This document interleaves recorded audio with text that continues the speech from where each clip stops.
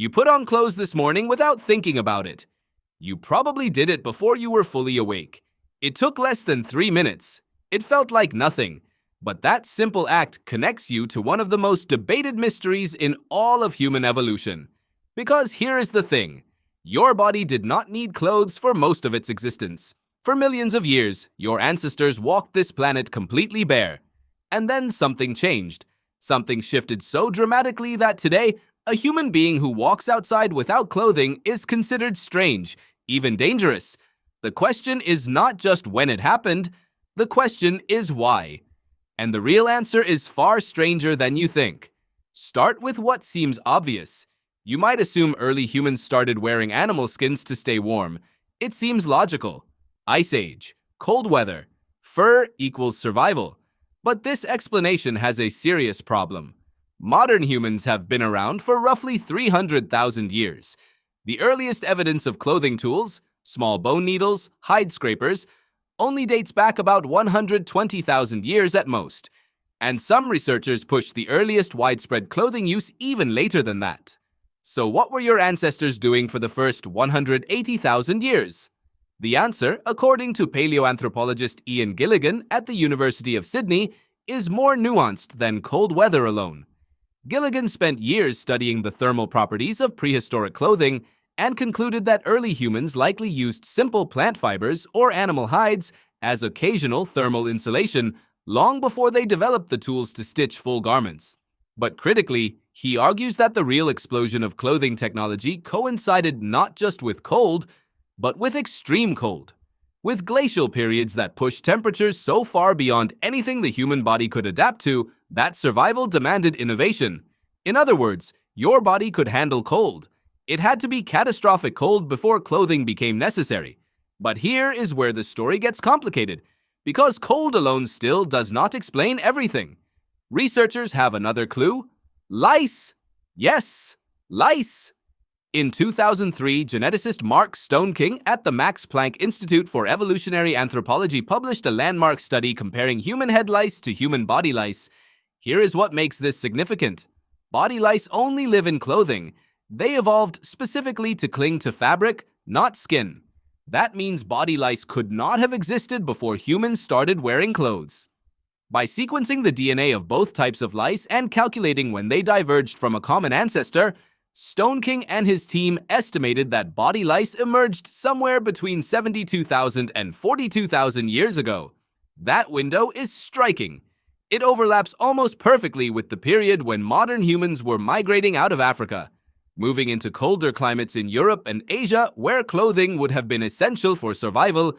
Your lice are witnesses. They carry the timestamp of the moment your ancestors first covered their skin. But this still only tells half the story. Because protection from the cold explains utility. It does not explain everything else that clothing became. It does not explain why, across every single human culture ever documented, clothing carries meaning. Why it signals status. Why it marks tribe, rank, belief, belonging. Why the clothes on your body right now are not just keeping you warm, they are telling the world something about who you are. For that, you need to understand something deeper about the human brain. Evolutionary psychologist Jeffrey Miller at the University of New Mexico has argued extensively that clothing is not just a tool. It is a signal.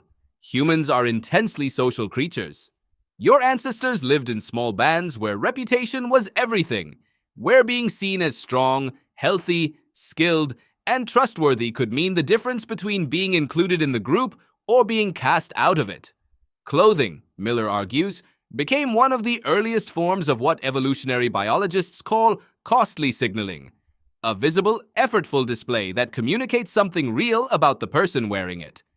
An animal's skin was not just warmth. It was proof of a kill. It told the people around you that you were capable, that you were someone worth knowing. Sound familiar? Because you do the same thing every morning when you get dressed. You choose what signals to send before you walk out the door. You are still running ancient social software in a modern wardrobe. But there is one more layer to this, and it may be the most counterintuitive part of all. Some researchers have proposed that clothing did not just protect the body or signal status, it changed the body's relationship with itself. Before clothing, the human form was always on display. Every scar, every asymmetry, every sign of weakness or strength was visible to every member of the group at all times. The moment humans began covering the body, they created something entirely new in the history of life on Earth. Privacy, concealment, the ability to hide.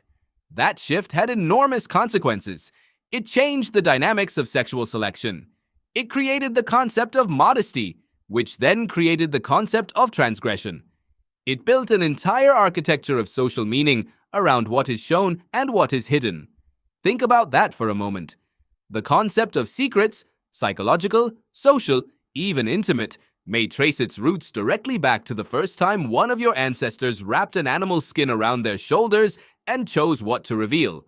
Everything you consider private, everything you consider personal, every locked door and closed curtain in your life today may be downstream of that single act. Researcher Francesco De Rico at the University of Bordeaux, who specializes in the cognitive evolution of early humans, has argued that the emergence of personal ornament and body covering around 100,000 years ago represents one of the clearest markers of modern symbolic thinking. The moment humans started decorating their bodies with pigments, shells, beads, and eventually cloth, they demonstrated an ability to think abstractly, to project a self into the minds of others, to understand that what people saw of you could be shaped, curated, controlled. Your ancestors were not just dressing for warmth. They were dressing for an audience. And that is the thing that connects you to all of it. This morning, when you stood in front of your closet and chose what to wear, you were not just solving a temperature problem. You were doing something your species has been doing for tens of thousands of years. You were constructing a self. You were deciding, in a very ancient way, who you were going to be today, and who you were going to let the world see. You put on clothes this morning without thinking about it, but every layer carries a history longer than civilization. Every choice you made was woven from survival, from status, from the deep human need to belong and to be known, and at the same time to keep something back. That is not fashion. That is evolution, draped over your shoulders, staring back at the mirror every single morning.